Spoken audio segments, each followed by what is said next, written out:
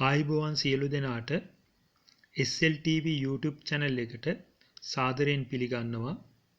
ඔබත් අපගේ YouTube channel එක subscribe කරන් ලෙස ඉතා කාරුණිකව ඉල්ලා සිටිනවා. අද දවසේ උත්සාහ කරනවා ව්‍යාපාර හා ගිණුම් කරන අධ්‍යයනයේ විෂයට අදාළව 2016 අප සාමාන්‍ය පෙළ විභාගයේදී ලබා දුන්න MCQ ප්‍රශ්න පත්‍රයේ සාකච්ඡා කරන්න. ව්‍යාපාර හා ගිණුම් කරන අධ්‍යයනයේ විෂයේ ප්‍රශ්න පත්‍ර දෙකක් ලැබෙනවා. එක කොටස සහ දෙක කොටස වශයෙන්. එක කොටසේදී ප්‍රශ්න 40කුත් දෙක කොටසේ ඒ සඳහා ලකුණු 40ක් දෙක කොටසේ ප්‍රශ්න සඳහා ලකුණු 60කුත් ලැබෙනවා.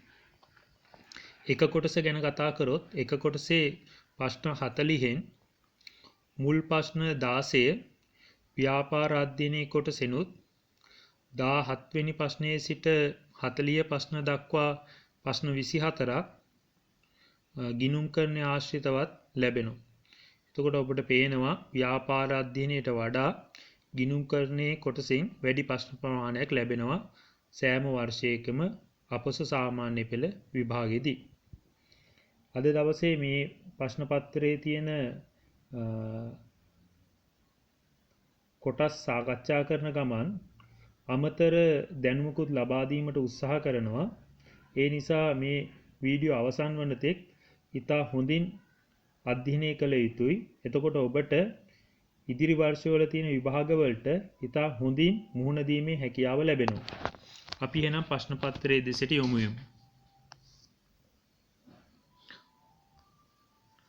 පොඩි සිද්ධියක් ආශ්‍රිතව තමයි පළවෙනි ප්‍රශ්න ටික හැදෙන්නේ. ඒ කියන්නේ 1 සිට 5 දක්වා ප්‍රශ්න ටික. මේ සිද්ධිය කියවලා තමයි ඊට අදාළ අපි පිළිතුරු සකස් කරගන්න අවශ්‍ය වෙන්නේ. අපි ඉස්සෙල්ලම සිද්ධිය කියවලා ඉමු. පහත් සඳහන් සිද්ධිය ඇසුරෙන් ප්‍රශ්නාංක 1 සිට 5 තෙක් ඇති ප්‍රශ්න වලට පිළිතුරු සපයන්නලු. ළමා ඇඳුම් මැසීම පිළිබඳව ඩිප්ලෝමාධාරිනියක වූ දිලිනි මෝස්තර නිර්මාණ ශිල්පියෙකු වන තිලාන් සමග සමානව ප්‍රාග්ධනය යොදා දිලූටෙක්ස් නමින් ළමා ඇඳුම් මසා අලෙවි කරන ව්‍යාපාරයක් පෙර පාසලක් අසලින් ගොඩනැගිල්ල මිලදීගෙන ආරම්භ කරන ලදී. එහෙනම් මේ සිද්ධිය කියවගෙන යනකොට අපිට දැක ගන්න පුළුවන් මෙහි දෙදෙනෙක් ඉන්නවා. පුද්ගලයෝ දෙන්නෙක් ඉන්නවා. දිලිනි හා දිලාන් කියන දෙදෙනා. එතකොට මේ දෙන්න මොකද කරන්නේ? සමාන ප්‍රාග්ධනයක් යොදලා ව්‍යාපාරයක් ආරම්භ කරලා තියෙනවා. නිමි ඇඳුම් මැසීමේ ව්‍යාපාරය. එතකොට මේ ව්‍යාපාරය නම විදිහට ගන්නේ දිලූටෙක්ස් නමින් තමයි මේ ව්‍යාපාරය ආරම්භ කරලා තියෙන්නේ. ඒ වගේම තවත් වැදගත් එකක් කියවෙනවා මේකේ. මේක තියෙන්නේ පෙර පාසලක් අසල තමයි ගොඩ නැගිල මිලදී අරන් තියෙන්නේ. එන්නේ කියන අවධානය යොමු කරන්න ඕනේ තැන් ටික අපි හොඳින් ගන්න ඕනේ. එතකොට මෙයා කරන්නේ ළමා ඇඳුම් නිෂ්පාදන ව්‍යාපාරයක්. ඊට පස්සේ මෙයා ඩිප්ලෝමාධාරිනියකුත් වෙනවා. ඒ වගේම මෝස්තර නිර්මාණ ශිල්පියෙකුත් එයා බඳවගෙන තියෙනවා. හවුල්කරුවෙක් වශයෙන් ප්‍රාග්ධනයේ සමසමව යොදනවා කියලා තියෙනවා. ඒ වගේම තවත් වැදගත්ම එකක් කියලා තියෙනවා මෙතන. පෙර පාසලක් අසල වල තියෙන. ඒක ඊටාම වැදගත් කොටසක්. ඒ ගැනත් අවධානය යොමු කරලා තමයි අපි මේ ප්‍රශ්න වලට පිළිතුරු සපයන්න අවශ්‍ය වෙන්නේ. අපි එහෙනම් බලමු අපෙන් අහලා තියෙන්නේ මොනවාද කියලා. පළවෙනි ප්‍රශ්නේ අපෙන් අහනවා මෙම සිද්ධියේ සඳහන් දිලූටෙක්ස් ව්‍යාපාරය විසින් සපුරාලන මූලික මිනිස් අවශ්‍යතාවය කුමක්ද කියලා. එතකොට දරුවෝ අපිට පේනවා මේකේ මූලික මිනිස් අවශ්‍යතා අපි දන්නවනේ. ආහාර, ඇඳුම් පැළඳුම්, නිවාස, අධ්‍යාපන ඔය විදිහට අපිට ගොඩක් කියාගෙන යන්න පුළුවන්. එතකොට මේගොල්ලෝ සපයන්නේ මොකද්ද? මේ පළවෙනියටම කියනවා අපිට. මම මේ රතු පාටින් කොටු කරේ ඒ කොටස. ළමා ඇඳුම් මැසීම. හරි? ළමා ඇඳුම් මැසීම තමයි මේ ව්‍යාපාරය කරන්නේ. එහෙනම් අපිට කිසිම පහසුවෙන් අපිට මේකට පිළිතුර සපය ගන්න පුළුවන්. එහෙනම් මේක මූලික මිනිස් අවශ්‍යතාවය මොකද්ද? අපිට එනවා අංක 2 විදියට ඇඳුම් තමයි මූලික මිනිස් අවශ්‍යතාවය. අපි දෙවෙනි ප්‍රශ්නෙට යන්. ඉහත සිද්ධියේ සඳහන් ඩිලූටෙක්ස් ව්‍යාපාරයේ අවස්ථාවක් වන්නේ ව්‍යාපාරයේ අවස්ථා ඒ කියන්නේ දරුවෝ ව්‍යාපාරය අපිට විශ්ලේෂණය කරොත් පරිසරයේ විශ්ලේෂණය කරොත් ව්‍යාපාරික පරිසරය අපිට හඳුනා ගන්න පුළුවන් ශක්තියින් දුර්වලතා අවස්ථා තර්ජන කියලා. ඒකට කියනවා ශතුවත විශ්ලේෂණය කියලා. ඒකේදී අපිට කියන්නේ අවස්ථාවක්. අවස්ථාවක් කියන්නේ මොකද්ද? ව්‍යාපාරික බාහිර පරිසරයේ හට ගන්නා වාසිදායක තත්වය. එහෙනම් වාසිදායක තත්වයක් බාහිර පරිසරයේ තමයි හටගන්නේ. එතකොට අවස්ථාව තියෙන බාහිර පරිසරේ දුර්වලතා හා ශක්තියින් තියෙන අභ්‍යන්තර බාහිර පරිසරයේ තමයි තර්ජන හා අවස්ථා තියෙන්නේ. එහෙනම් ඊයත සිද්ධියේ සඳහන් අවස්ථාවක් විදිහට අපිට සලකන්න පුළුවන් මොකද්ද? මෙන්න මේ මම දෙවෙනි පාඩ රතු පාඩෙන් පාඩ කරන කොටස මොකද්ද? ව්‍යාපාරයේ පෙර පාසලක් අසල පිහිටා තිබෙන. පෙර පාසලක් අසල පිහිටලා තිබ්බොත් මෙයා නිෂ්පාදනය කරන්නේ ළමයි ඇඳුම්. එතකොට මෙයාට වාසිදායක තත්වයක් අත් වෙනවා. මොකද පෙර පාසලක් අසල තියෙනකොට ඒ ළමයිත් මේ ව්‍යාපාරයට එන හින්දා. එතකොට මේකට උත්තරේ විදියට අපිට ගන්න පුළුවන් දරුවෝ ව්‍යාපාරයේ පෙර පාසලක් අසල පිහිටා තිබේ කියන අංක 1 උත්තරේ තමයි නිවැරදි පිළිතුර. ඉතුරු ඒවා කියෝගෙන ගියොත් දිලින් ළමයි ඇඳුම් මැෂින් පිළිබඳ ඩිප්ලෝමා ආධාරණයක් තියෙනවා. ඩිප්ලෝමා ආධාරණයක් වුණොත් දරුවෝ ඒක තියෙන්නේ අපිට ශක්තියක් අභ්‍යන්තර වාසියක්. තුන්වෙනි කියවුවොත් දිලාන් ව්‍යාපාරය සම්බන්ධ කර ගැනීම. සම්බන්ධ කරගත්තොත් එයත් මෝස්තර නිරූපණය කරලා තියෙනවා. එතකොට ඒකත් අපිට ශක්තියක්. තිලිනි හා දිලාන් සමසමව ප්‍රාග්ධනය යොදවුවොත් ඒක මූල්‍ය ශක්තියක් වෙනවා. එතකොට ඒක අභ්‍යන්තරය ඒවා. එතකොට බාහිර වාසිදායක තත්ත්වෙ වෙන්නේ අංක 1 විදියට අපිට සලකන්න පුළුවන්. තුන්වෙනි ප්‍රශ්නේ මෙම සිද්ධිය සඳහන් ඩිලූටෙක්ස් ව්‍යාපාරය අයත් ව්‍යාපාර සංවිධානය කුමක්ද කියලා අහනවා. එතකොට මේකේ පුද්ගලයෝ දෙන්නෙක් ඉන්නවා දරුවෝ. ඒක පුද්ගල ව්‍යාපාරයක් වෙන්න බෑ අංක 1. දෙක හවුල් ව්‍යාපාරයක් විදියට ගන්න පුළුවන් සමසමව ප්‍රාග්ධනය යොදලා තමයි මේ ව්‍යාපාරය කරගෙන යන්නේ. සංස්ථාපිත සමාගමක් වෙන්නේ නැහැ. මොකද හේතුව මේ කොටස් ප්‍රාග්ධනයෙන් සමන්විත වෙන්නේ. සමිතියක් වෙන්නේ නැහැ. මොකද මේක ලාභ අරමුණු කර නොගත් ව්‍යාපාරයක් නෙමෙයි හින්දා. එහෙනම් මේකට උත්තරේ විදියට අපිට සලකන්න වෙන්නේ අංක 2 හවුල් ව්‍යාපාර කියන එක. අංක 4 වෙනි ප්‍රශ්නේ අපි ආමු. ඩිලූටෙක්ස් ව්‍යාපාරය විසින් මිලදීගත් ගොඩනැගිල්ල අයත් නිෂ්පාදන සාධකයේ කුමක්ද කියලා අහනවා. ගොඩනැගිල්ල. මිලදීගත් ගොඩනැගිල්ල අයත් නිෂ්පාදන සාධකය ගැන තමයි අපෙන් අහන්නේ. හරි. එතකොට අපි බලමු අපේ නිෂ්පාදන සාධක 4ක් තියෙනවා ප්‍රධාන වශයෙන්. මොකද්ද? භූමිය, ශ්‍රමය, ප්‍රාග්ධනය, ව්‍යවසාය කියන එක.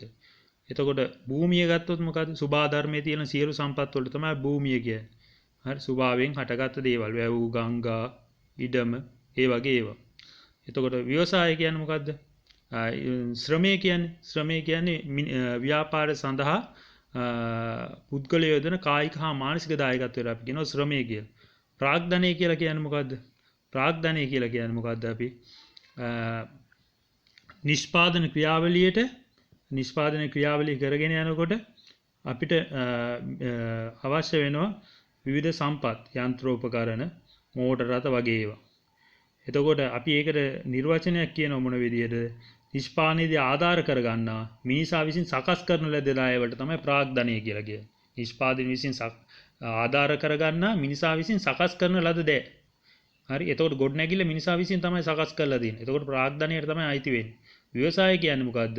නිෂ්පාදනය සඳහා අවශ්‍ය වෙන භූමිය, ශ්‍රමය, ප්‍රාග්ධනය වෙන නිෂ්පාදන සාධක මෙහෙවීම කරමින් නිෂ්පාදන ක්‍රියාවලිය නිරත වන පුද්ගලයාට කට්ටියට අපි කියනවා ව්‍යවසායිකයෝ කියලා. රයිට්. එතකොට මේකට උත්තරේ විදිහට අපිට ගන්න පුළුවන් ප්‍රාග්ධනය. හේතුව තමයි මිනිසා තමයි මේ හරි ගස්සලා තියෙන්නේ මේක. හරි ඊළඟ ප්‍රශ්නෙට යන් පස්වෙනි ප්‍රශ්නේ. පස්වෙනි ප්‍රශ්නේ කියනවා අපිට මෙම ව්‍යාපාරයේ පස්වෙනි ප්‍රශ්නේ මෙම සිද්ධිය සඳහන් ඩිලූටෙක්ස් ව්‍යාපාරය සම්බන්ධ නිවැරදි ප්‍රකාශනය මොකක්ද කියලා අපෙන් අහන්නේ. එතකොට අපි බලමු කියලා සිද්ධිය මේ භාණ්ඩ නිෂ්පාදන ව්‍යාපාරයක. අපිට ඒක ටිකක් පිළිගන්න පුළුවන් නේ. පිළිගන්න පුළුවන් කොහොමද? හේතුව තමයි මොකද? මේගොල්ලෝ ළමයි ඇඳුම් නිෂ්පාදනයක් කරනවා. එතකොට භාණ්ඩයක් තමයි හදන්නේ. අල්ලන්න පුළුවන්, ස්පර්ශ කරන්න පුළුවන්, දකින්න පුළුවන්, ගබඩා කරන්න පුළුවන් දෙයකට අපි කියනවා භාණ්ඩයක් කියලා. එතකොට භාණ්ඩයක් නිෂ්පාදනය කරනවා අපිට පැහැදිලිව පේනවා. දෙවෙනි එක සේවා සපයන ව්‍යාපාරය. සේවා සපයන ව්‍යාපාරය නෙමෙයි මේක. නිමි ඇඳුම්නේ හදන්නේ. තුන්වෙනි එක මේ ව්‍යාපාරයේ ව්‍යාපාර නායක ලියාපදිංචි අනිවාර්ය නොවේ. අනිවාර්ය ලියාපදිංචි කරන්න ඕන. හේතුව අයිතිකරුගේ සම්පූර්ණ නමින් හැර වෙනත් නමකින් ව්‍යාපාරය පවත්වාගෙන යනවා ලියාපදිංචි කරන්න ඕන. එතකොට මේ ව්‍යාපාරයේ නම වෙන්නේ දිලුටෙක්ස් කිව්වොත් එහෙම මේක ලියාපදිංචි කරන්න ඕන සම්පූර්ණ නමින් නැති හින්දා. ඒක අසත්‍යයක් වෙනවා. මේ ව්‍යාපාරයේ නීතිමය පුද්ගලභාවයක් ඇත. නීතිමය පුද්ගලභාවයක් හම්බ වෙන්නේ දරුවෝ තනි පුද්ගල ව්‍යාපාරවලටයි හවුල් ව්‍යාපාරවලටයි. එතකොට මේක උත්තරේ විදියට අපිට ගන්න පුළුවන් පහසුවෙන්ම උත්තරේ අංක 1 මෙය භාණ්ඩ නිෂ්පාදන ව්‍යාපාරයක් විදියට. හරි මුල් ප්‍රශ්න පහ අපි දැන් කරා. අපි යන් ඉස්සරහට ඊළඟ ප්‍රශ්න ටිකට 6 වෙනි ප්‍රශ්නේ ඉඳලා 6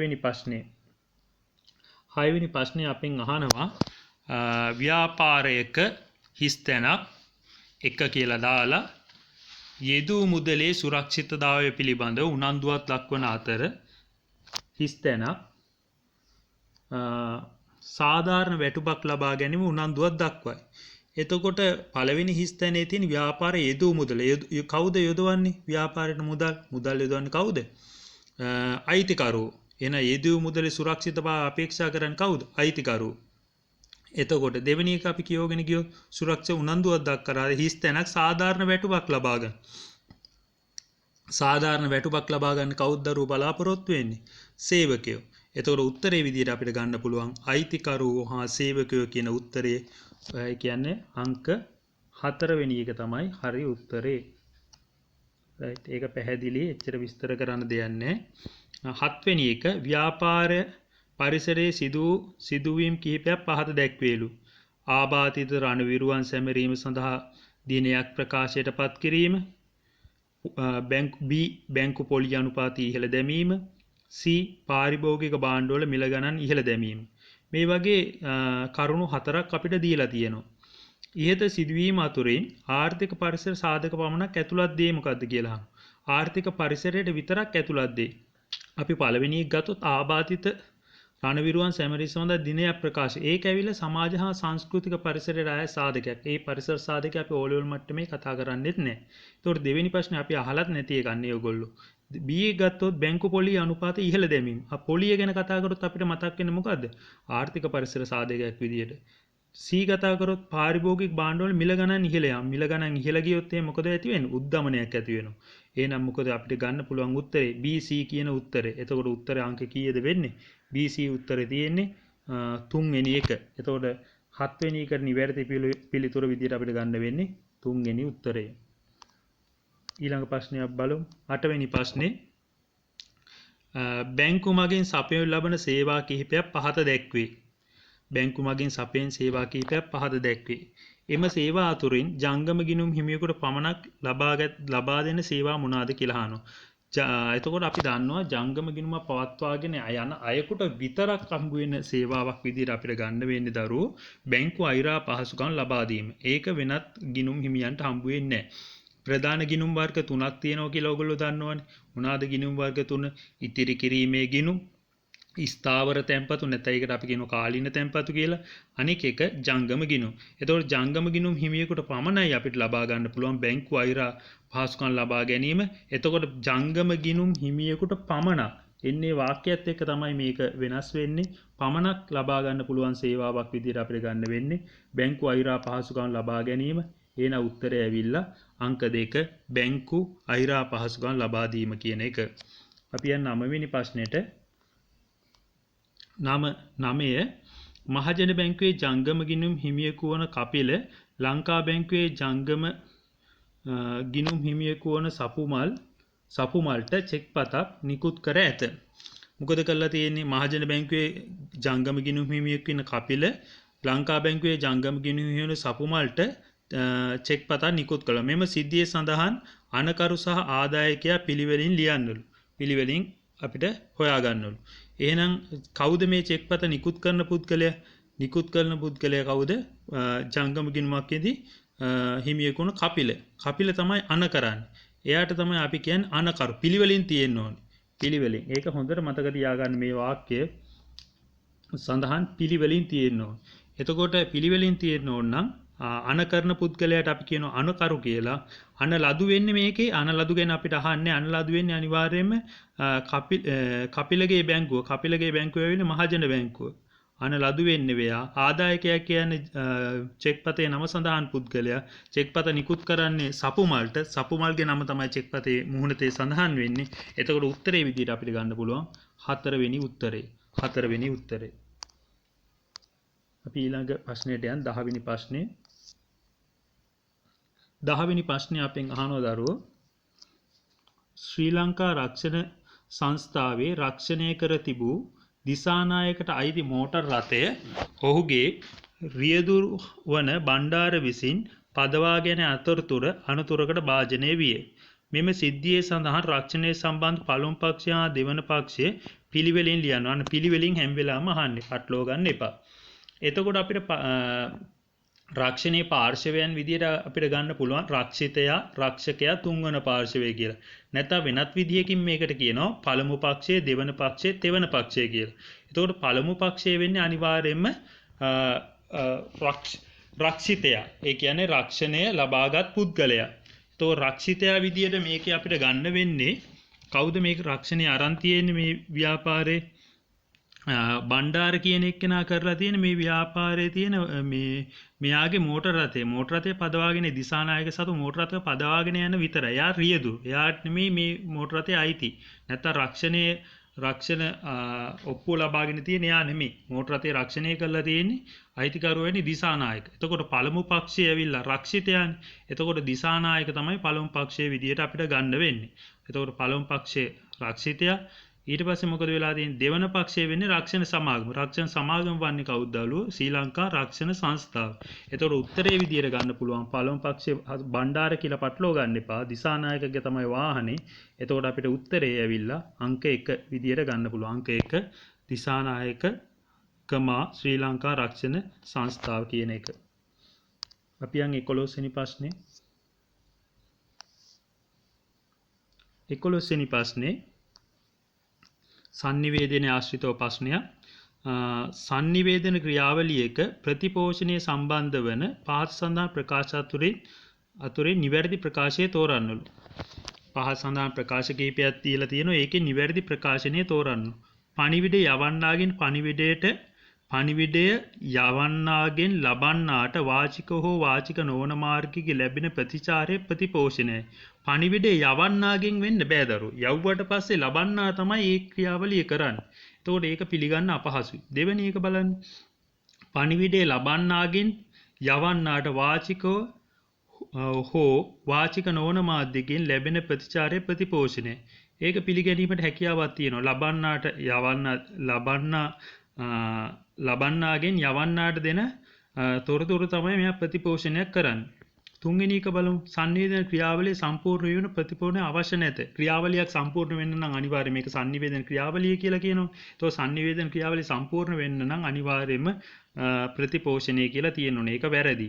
එතකොට හතරවෙනි එක කියනවා පණිවිඩයේ යවන්නා පණිවිඩය සම්බන්ධයෙන් ක්‍රියා කරන ආකාරයේ ප්‍රතිපෝෂණය වේ. ඒක වැරදි. ඒකත් වැරදි. හේතුව තමයි ඒක අපිට ගන්න බෑ. ඒක ප්‍රතිචාරයේ විදියට ගන්නත් පුළුවන් මේ ලබන්නා කියලා තිබ්බනම්. මේක යවන්නා කියලා තියෙන ඒකේ සම්පූර්ණයෙන්ම වැරදි වාක්‍යයක් විදියට තමයි අපිට හදා ගන්න වෙන්නේ. එතකොට හරි උත්තරේ විදියට අපිට ගන්න පුළුවන් අංක 2. දෙවෙනි උත්තරේ තමයි හරි උත්තරේ. පණිවිඩය ලබන්නාගෙන් යවන්නාව වාචික හෝ වාචික නොවන මාධ්‍යක ලැබෙන ප්‍රතිචාරය ප්‍රතිපෝෂණය වේ. සංනිවේදන ක්‍රියාවලියත් මම මතක් කරන්න ඕගොල්ලන්ට යවන්නා පණිවිඩය මාධ්‍ය ලබන්නා ප්‍රතිචාරය ප්‍රතිපෝෂණය කියන ක්‍රියාවලිය තමයි සංනිවේදන ක්‍රියාවලිය විදිහට අපිට හඳුනා ගන්න වෙන්නේ. 12 වෙනි ප්‍රශ්නයේ දෙසට අවධානය යොමු කරනවා. භාණ්ඩ ප්‍රවාහනය කරන විශාල නෞකාවකට අදාළ ප්‍රවාහන මූලිකාංග සඳහා නිදසුන් පහත දැක්වේලු. එතකොට අපි බලන්න ඕන ප්‍රවාහන මූලිකාංග ටික මොනවාද කියලා. ප්‍රවාහන මූලිකාංග මොනවද තියෙන්නේ? මාධ්‍ය, මාර්ගය, බලය, පර්යන්ත. ඒක තමයි ඕනම ප්‍රවාහනයක මූලිකාංග 4. එතකොට අපෙන් අහන්නේ භාණ්ඩ ප්‍රවාහනය කරන විශාල නෞකාවක් සම්බන්ධයෙන් ප්‍රවාහන මූලිකාංග මොනවාද කියලා. පළවෙනි එක ගත්තොත් වරාය හරි ප්‍රවාහන මූලිකාංගයක් විදිහට ගන්න පුළුවන්.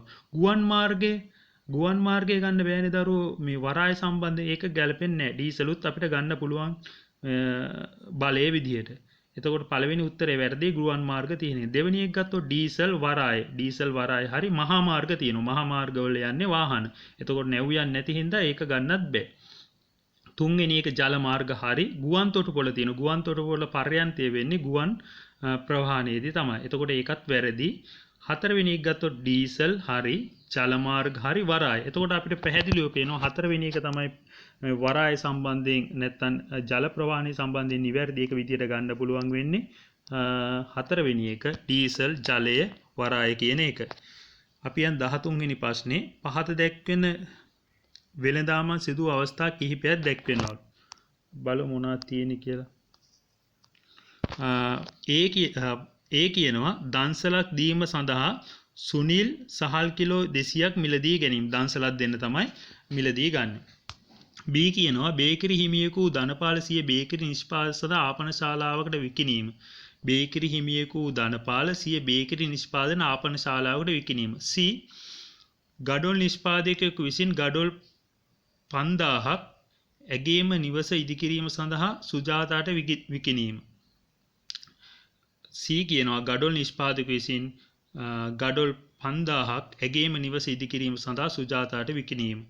එතකොට අපිට ගන්න පුළුවන් අපෙන් අහන්නේ මොකද්ද ප්‍රශ්නේ? ඉහත වෙළඳාම අතුරින් සිල්ලර වෙළඳාම වන්නේ. සිල්ලර වෙළඳාම වන්නේ මොකද්ද කියලා අහන්නේ. ඒ ගත්තොත් දන්සලක් දීම සඳහා තමයි සහල් අරන් තියෙන්නේ. එතකොට ඒක සිල්ලර වෙළඳාම මොකද අවසන් පරිභෝජනයේ තමයි අරන් තියෙන්නේ. B ගත්තොත් බේකරි හිමියෙකු ධනපාල සිය බේකරි නිෂ්පාදන ආපන ශාලාවකට විකිණීම. ආපන ශාලාවකට වික්කොත් ආපන ශාලාවෙන් නැවත තව පිරිසකට විකුණනවා පාරිභෝගය. එතකොට ආපන ශාලාවකට බේකරීම භාණ්ඩ විකිණීම ගන්න වෙන්නේ තොග වෙළඳාමක් විදියට. එතකොට අපිට සිල්ලර වෙළඳාමක් විදියට දැන් ගඩොල් නිෂ්පාදක ගඩොල් 500ක් නිවසක් ඉදිකිරීමට ගත්තොත් අවසන් පරිභෝජන. එයාට තමයි නිවස ඉදිරි කරන්නේ. එතකොට සිල්ලර වෙළඳාම විදියට අපිට ගන්න පුළුවන් AC උත්තර. එතකොට උත්තර අංක විදියට 2 තමයි නිවැරදි පිළිතුර වෙන්නේ. අංක 2 තමයි නිවැරදි පිළිතුර වෙන්නේ. අපි යන් 14 වෙනි ප්‍රශ්නෙට. 14 වෙනි ප්‍රශ්නේ අපෙන් අහනවා දරුවෝ විදුහල්පතිතුමා විසින් වාර්ෂික නිවාසාන්තර ක්‍රීඩා උත්සවය සාර්ථකව පැවැත්වීම සඳහා කමිටු පිහිටුවා ඒවාට සමාජිකයන් පත් කරන ලදී. විදුහල්පතිතුමා මොකද කරන්නේ? වාර්ෂික ක්‍රීඩා උත්සවය සංවිධානය කරන කමිටු පිහිටවලා සමාජිකයන් පත් කරන ලදී. මේ අයත් වන කළමනාකරන ක්‍රියාවලියේ කුමන කාර්යයකටද කියලා තමයි අපේ 14 වෙනි ප්‍රශ්නේ අහන්නේ. එතකොට කළමනාකරණයේ ක්‍රියාවලියක් වෙනවා. එතකොට ඒ ක්‍රියාවලියේ ප්‍රධාන අංග වෙන්නේ සැලසුම්කරණයේ, සංවිධානීකරණයේ, මෙහෙවීම හා පාලනය. සැලසුම්කරණයේද කියන්නේ මොකද්ද? සැලසුම්කරණයේද කරන්නේ ව්‍යාපාරයේ අරමුණු තීරණය කිරීම හා අරමුණු ඉටු කර ගැනීමට සුදුසු ක්‍රියාමාර්ග තීරණය කරන් තමයි සැලසුම් කිරීම. සැලසුම තමයි සදන් තීරණයක් තමයි ගන්න. તો සංවිධානීකරණය මොකද්ද කරන්නේ? අරමුණු ඉටු කර ගැනීමට අවශ්‍ය සම්පත් තනතුරු වැඩ බෙදා හැරීමේ ක්‍රියාවලිය තමයි අපි කියන්නේ සංවිධානීකරණය. මෙහෙවීමේදී කියන්නේ මොකද්ද? මානව සම්පත් නිසි ලෙස හැසිරවීමට අවශ්‍ය තොරතුරු හා උපදෙස් ලබා දීම. මෙහෙවීමේදී ඒක තමයි සිදු කරන්නේ. පාලනයේදී මොකද්ද කරන්නේ? සැලසුම් කළ ආකාරයෙන්ම සිදුවේදැයි සොයා බැලීම, අඩුපාඩු තියෙනවා නම් ඒවා නිවැරදි කර ගැනීමට අවශ්‍ය ක්‍රියාමාර්ග ගන්න තමයි කරන්නේ. එතකොට මේකෙදි මොකද්ද දරුවෝ කරලා තියෙන්නේ? විදුහල්පතිතුමා විසින් වාර්ෂික නිවාස උත්සවයට අවශ්‍ය සාර්ථක පැවැත්වීමට කමිටු පිහිටවලා තියෙනවා. එතකොට කමිටු පිහිටවන්නේ සැලසුම් කරන්නේ මොන පියවර වශයෙන්ද? දෙවෙනි පියවර සංවිධානීකරණයේදී කරන්නේ මොකද්ද? අරමුණු ඉටු කර ගැනීමට අවශ්‍ය සම්පත් තනතුරු හා වැඩ බෙදා හැරීම. දැන් තනතුරුනේ මේ බෙදලා තියෙන්නේ මේක. හරි. මෙයා කරලා තියෙන කමිටු පිහිටවලා. ඒක කමිටු පිහිටවනවා කියන්නේ සංවිධානීකරණ. උත්තරය ඇවිල්ලා අංක 2. 15 වෙනි ප්‍රශ්නෙට ගියොත් 15 වෙනි ප්‍රශ්නේ කියනවා සෙල්ලම් භාණ්ඩ අලෙවි කරන ව්‍යාපාරයක් විසින් අවුරුදු 5ට අඩු ළමුන්ගේ උපන්දිනයේදා කරනු ලබන ඕනෑම මිලදී ගැනීමක් සඳහා සෙල්ලම් භාණ්ඩයක් නොමිලේ ලබා දෙයි. අපෙන් ප්‍රශ්නේ අහනවා මොකද කියන්නේ සෙල්ලම් භාණ්ඩයක් නොමිලේ ලබා දෙනවල අවුරුදු 5ට අඩු ළමුන්ගේ සෑම මිලදී ගැනීමක් සඳහා. එතකොට අපේ ප්‍රශ්නේ අහන්නේ මොකද්ද? අලෙවිකරණ අරමුණු ඉටු කර ගැනීම සඳහා මේ භාවිතා කරන ඇත්තේ අලෙවිකරණයේ මිශ්‍රයේ කුමන විචල්‍යයේද කියලා අහනවා. හරිද? එතකොට අලෙවිකරණයේ මිශ්‍රයේ විචල්‍යයන් අපි දැනගෙන ඉන්න ඕනේ. මොනවාද අලෙවිකරණයේ මිශ්‍රයේ විචල්‍යයන්? නිෂ්පාදිතය, මිල ස්ථානයේ ප්‍රවර්ධනය. ඕකනේ අලෙවිකරණ මිශ්‍රය 4 පෝපීස් කියලා අපි කියන්නේ. නිෂ්පාදිතය කියන්නේ මොකද්ද? මිනිස් අවශ්‍යතා වුමනා ඉටු කරන ඕනෑම දෙයකට අපි කියනවා නිෂ්පාදිතයක් කියලා. හරිද? දෙවෙනි එක මොකද්ද? මිල. මිල කියන්නේ මොකද්ද? භාණ්ඩ හා සේවා වෙනුවෙන් පාරිභෝගිකයන් අය කිරීමට අපේක්ෂිත වටිනාකමට අපි කියනවා මිලක් කියලා. ස්ථානය කියන්නේ මොකද්ද? නිෂ්පාදිත පාරිභෝගිකයට ලබා දීමට අවශ්‍ය කටයුතු කර දේ. නැත්නම් ස්ථාන කොහෙන්ද ගන්න පුළුවන්? ප්‍රවාහන, බෙදහැරීම්, පිහිටීම් වගේ ඒවා. ප්‍රවර්ධනය කියලා කියන්නේ මොකද්ද? ප්‍රවර්ධනය කියන්නේ අලවිය වැඩි කරගන්න උපක්‍රම. දැන් මොකද්ද මෙයා කරන්නේ? සෙල්ලම් බඩුවක් නොමිලේ දෙනවා කියලා නේ කියන්නේ අපිට. අපිට කියන්නේ උපන්දිනේ පස්වෙනි උපන්දිනේ ලබන ඕනෑම මිලදී ගැනීම සඳහා අඩු පහට අඩු ළමෙක්ගේ උපන්දිනේදා කරනු ලබන ඕනෑම මිලදී ගැනීම සඳහා සෙල්ලම් බඩුවක් නොමිලේ දෙනවා. එතකොට මොකටද මේ දෙන්නේ? අලෙවි ප්‍රවර්ධනය. නැත්නම් ප්‍රවර්ධනය කියන්නේ මොකද්ද? අලෙවි වැඩි කරගන්න උපක්‍රමයක්. එහෙනම් උත්තරේ ගන්න වෙන්නේ ප්‍රවර්ධනය. ප්‍රවර්ධනය ඇවිල්ලා අංක 4. අංක 4 තමයි උත්තරේ විදිහට ගන්න වෙන්නේ. මේකට නිවැරදි පිළිතුර අංක 4 ප්‍රවර්ධනය. ව්‍යාපාර අධ්‍යයනයෙන් අවසාන ප්‍රශ්නේ පහත සඳහන් ආයෝජන මාර්ග අතරින් අවදානම් අඩුම ආයෝජන මාර්ගය කුමක්ද කියලා තියෙනවා. අවදානම් අඩු අවදානමයි ප්‍රතිලාභයයි තියෙන්නේ ධන සම්පාදනය. අවදානම් වැඩි නම් ප්‍රතිලාභය වැඩි. අපි බලමු මේ කියලා. ස්ථාවර තැන්පතුවක් ආයෝජන. ස්ථාවර තැන්පතුවක් ආයෝජනය කිරීමේදී පොඩි අවදානමක් තියෙනවා. අපිට සමහරලාට බැංකුවල මේ වෙලා ඒක ලබා ගැනීමේදී ගැටලු ඇති වෙන්න පුළුවන්. දේපල මිලදී ගැනීමෙත් අවදානමක් තියෙනවා. අධි බල ඇති විදුලි රැහන් ගිහිල්ලා එහෙම මොන හරි ගැටලු ඇති වෙන්න පුළුවන්. ඒ වගේ අවදානමක් තියෙනවා.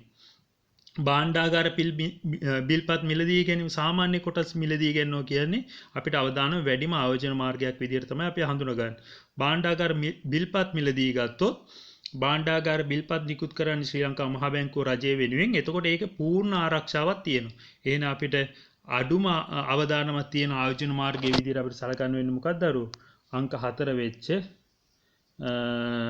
භාණ්ඩාගාර බිල්පත්. සාමාන්‍ය කොටස් ගැන කතා කරනකොට මම කොටස් වෙළඳ පොළ ගැනත් පොඩි කියන්නම්.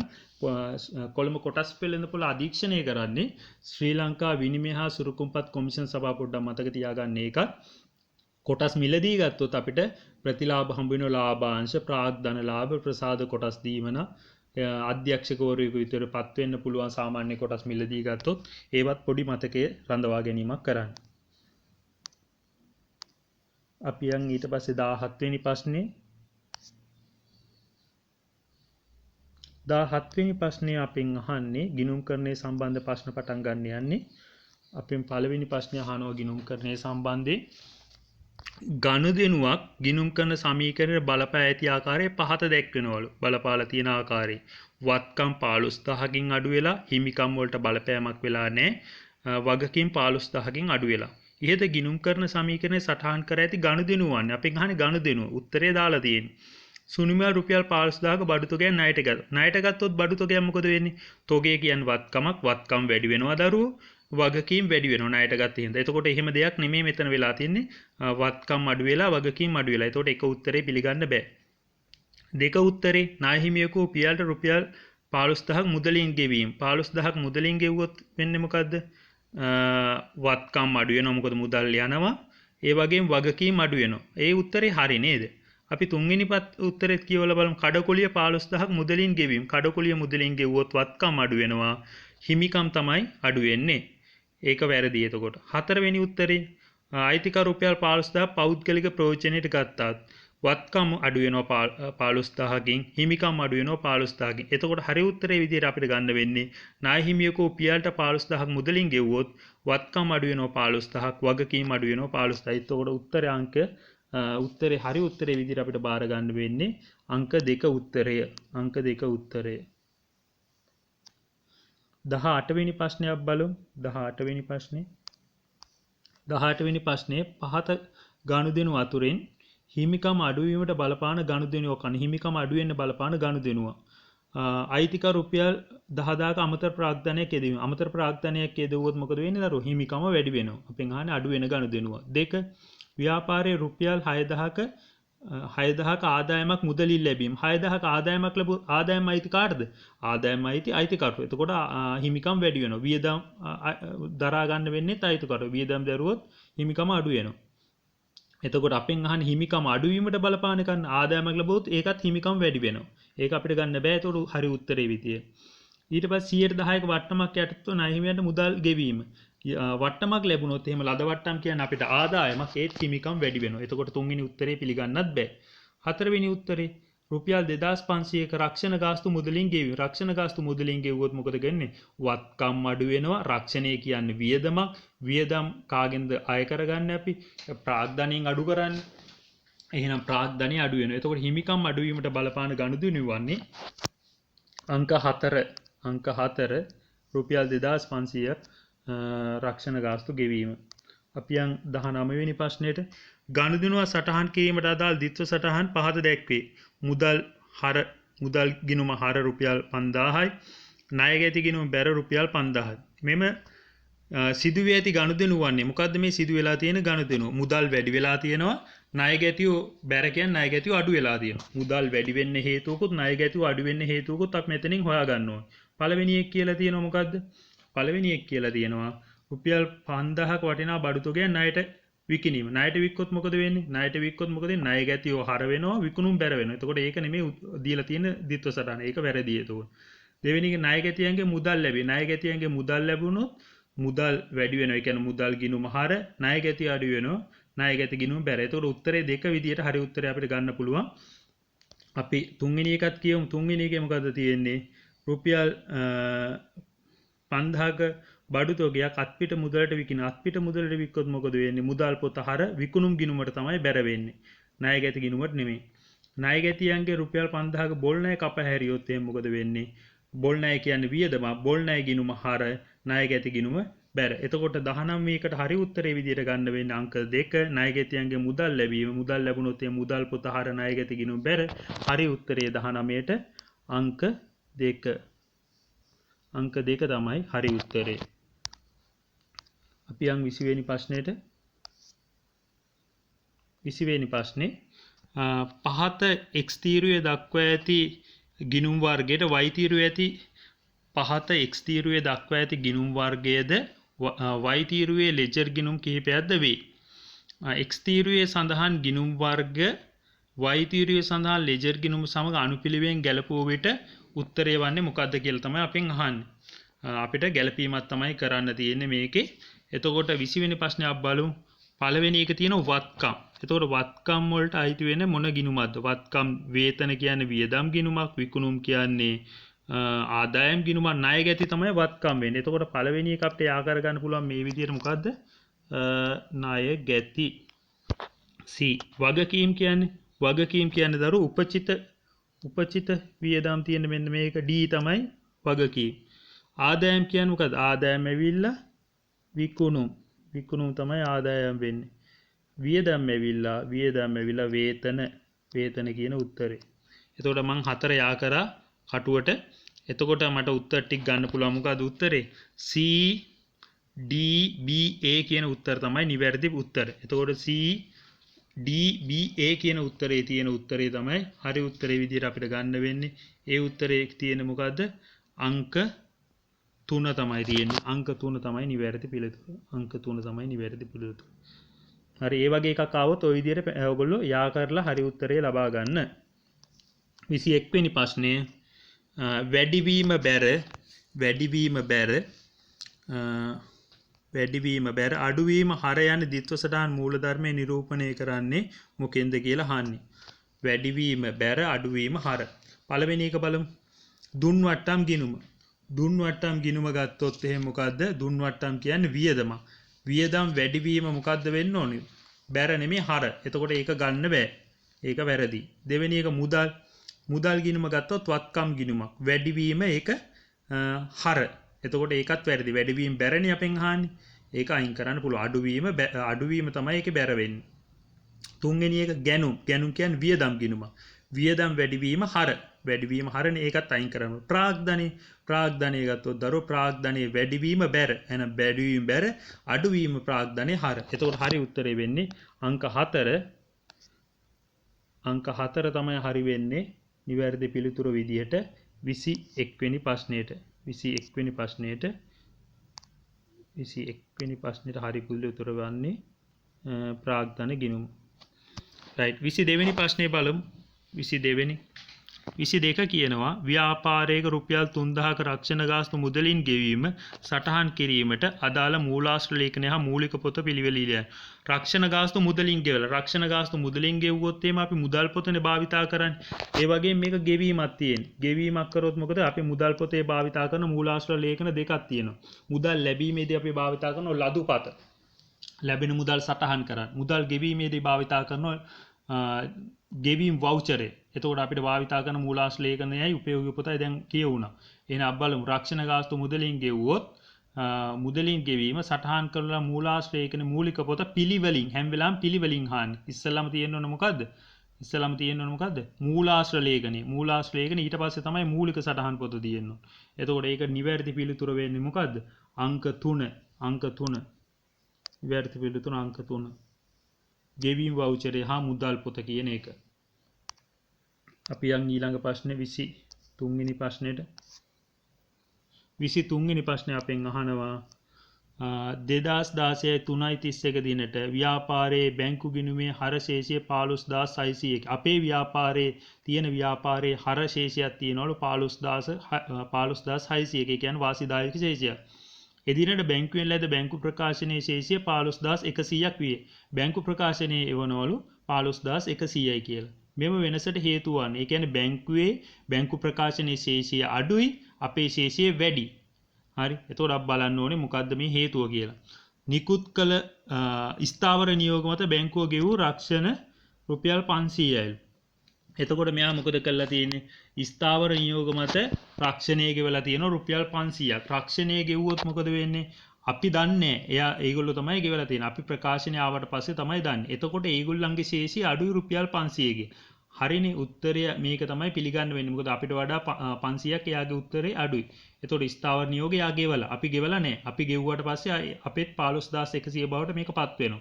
එතකොට හරි උත්තරේ අංක 1. දෙවෙනි එක බලමුකෝ නිකන්. නිකුත් කළ නමුත් ගෙවීමට ඉදිරිපත් නොවූ නිකුත් කළ නමුත් ගෙවීමට ඉදිරිපත් නොවූ චෙක් පැවතුවොත් එහෙනම් මොකද වෙන්නේ? නිකුත් කරන්නේ අපි අපේ ශේෂය තමයි අඩු වෙන්නේ. හරි ඒගොල්ලන්ට වඩා. ඊළඟ එක බලමු බැංකුවට ඍජුවම ලැබී ඇති ණයගැති ප්‍රේෂණ 500යි. ණයගැති ප්‍රේෂණ ඍජුවම හම්බ වෙලා නැහැ. ඒගොල්ලන්ගේ ශේෂය වැඩි වෙන්න ඕනේ. ඒගොල්ලන්ගේ ශේෂය 15600 වෙන්න ඕනේ. එහෙම නෙමෙයි ඒගොල්ලන්ගේ ශේෂය 15100යිනේ. හතරවෙනි එක බැංකුවට ඍජුවම ලැබී ඇති ලාභාංශ. ලාභාංශ ආදායමත් ආවත් ඒ විදියයි. ඒගොල්ලන්ගේ ශේෂය වැඩි වෙන්න ඕනේ. ඒ වුණත් ඒගොල්ලන්ගේ ශේෂය පෙන්නන 15100යි.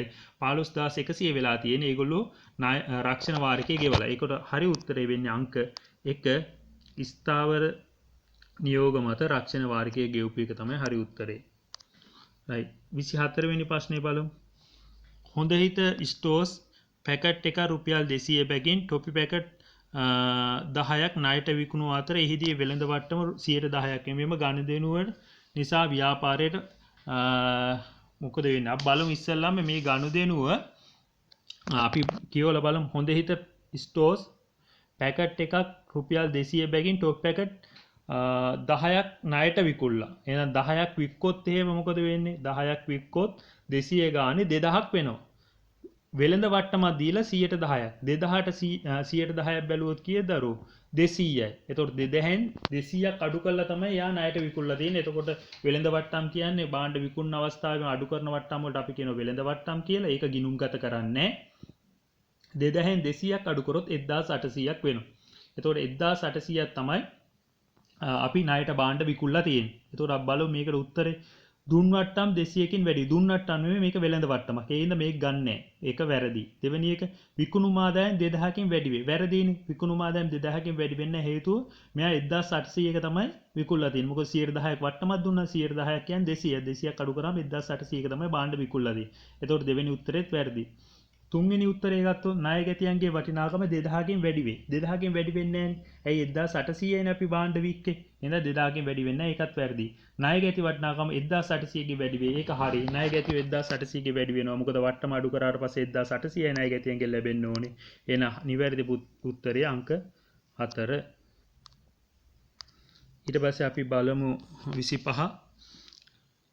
අමරගේ ව්‍යාපාරයේ සුළු මුදල් අග්‍රිමය රුපියල් 2000කි. 2016 1.31 සුළු මුදල් බාර කර තිබූ මුදල රුපියල් 100කි. ආරම්භයේදී අග්‍රිමය වෙනවා 2000ක්. මාසයේ අවසාන වෙනකොට 100යි. එතකොට 2000න් 100 කියන්නේ මෙයා 1900ක් වියදම් කරලා තියෙනවා. අතේ තියෙන්නේ 100. 2000ක් අග්‍රිමයේ තිබිලා මාසයේ අවසානයේ කියන්නේ 1.31 වෙනකොට අතේ 100යි කියන්නේ 1900ක් මෙයා වියදම් කළා. ඊට පස්සේ අපෙන් අහනවා 2016 2.1 දින සිට ව්‍යාපාරයේ සුළු මුදල් අග්‍රිමය 3000 දක්වා වැඩි කර. ඊළඟ මාසෙ මොකද කරන්නේ? 3000 දක්වා වැඩි කරන්න යනවා. තීරණය කරාද? 1.1 අග්‍රිමය ප්‍රතිපූර්ණ කළ යුතු ditth සටහන. එතකොට 2000යි දරුවෝ අග්‍රිමයේ තිබ්බේ. එතකොට ජනවාරි මාසයේ මෙයා ජනවාරි 31 වෙනිදා වෙනකොට රුපියල් 100යි ඉතුරු වෙලා තියෙන්නේ. එතකොට 2000ක් තිබ්බ අග්‍රිමේ මාසයේ අවසානයේ 100ක් බවට වුණා කියන්නේ ජනවාරි මාසයේ මෙයා 1900ක් වියදම් කළා තියෙනවා. 1900ක් වියදම් කරලා තිනවා. 1900 තමයි ප්‍රතිපූර්ණය කරන්නේ හරනම් පෙබරවාරි 1 වෙනිදා. පෙබරවාරි 1 වෙනිදා වියදම් කර මුදලට සමාන මුදලක් තමයි ප්‍රතිපූර්ණය කරන්නේ. වියදම් කරලා තියෙන්නේ 1900යි. 1900 තමයි හරනම් ප්‍රතිපූර්ණය කරන්න ඕනේ. අග්‍රිමයේ තවත් 2000 ඉඳන් 3000කින් වැඩි කරනවා 3000 දක්වා වැඩි කරනවා. ඒ කියන්නේ 2000 තියෙන එක 3000 කරනවා. ඒ කියන්නේ තව රුපියල් 1000කින් වැඩි කරනවා. 1900යි ඉන්නේ දැන් හරනම් ප්‍රතිපූර්ණය කරන්න ඕනේ. දැන් 1000කින් වැඩි කරොත් මොකද වෙන්නේ? 2900 බවට අග්‍රිමයේපත් වෙනවා. එතකොට 2900ක් තමයි මෙයා 2.1 දිනට ප්‍රතිපූර්ණය කරන්න ඕනේ. හරිද? එතකොට ඒකට අදාළ ditth සටහන එන්නේ මොකද්ද? සුළු මුදල් බාරකරුගේ ගිණුම හර වෙන්න ඕනේ.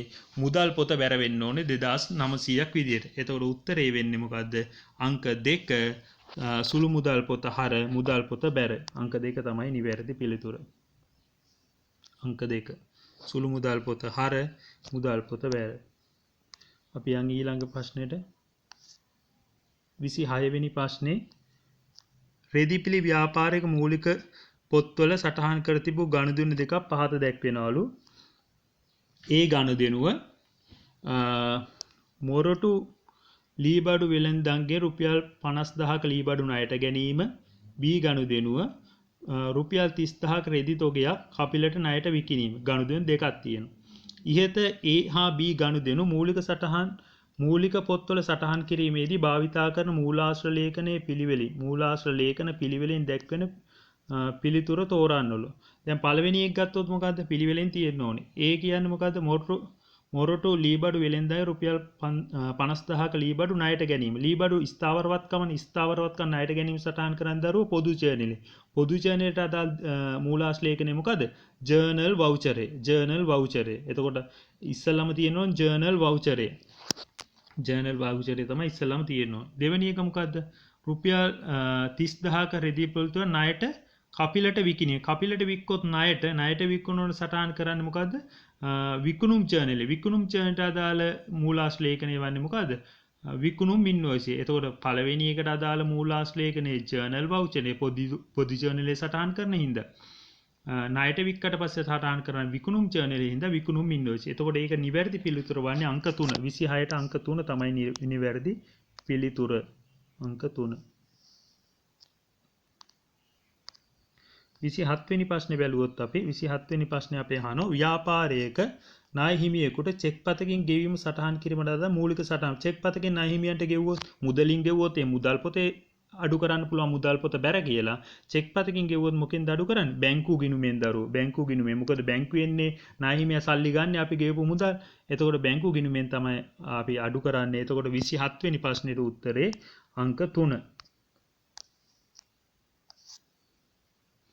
28 වෙනි ප්‍රශ්නය පහත දැක්වෙන්නේ ගිණුම්කරණයේදී සිදු වූ වරදක් නිවැරදි කිරීමට අදාළ ජර්නල් සටහනක්. ගිණුම්කරණයේ වුණ වරදක් තියෙනවා. ඒක නිවැරදි කිරීමට අදාළ ජර්නල් සටහනක් දක්වලා තියෙනවා. කාර්යාල උපකරණ ගිණුම හර රුපියල් 40000යි. කාර්යාල වියදම් ගිණුම බැර රුපියල් 40000යි. අපෙන් අහන්නේ ප්‍රශ්නේ ව්‍යාපාරයේ ගිණුම් තැබීමේ සිදු වී ඇති වරද වන්නේ මොකද්ද මේ වරද කියලා අහන්නේ. මේ නිවැරදි ditth සටහන දීලා තියෙනවා. වරද නිවැරදි කරලා බලමු මොකද්ද මේකට එන්න පුළුවන් නිවැරදි ගනුදෙනුව කියලා.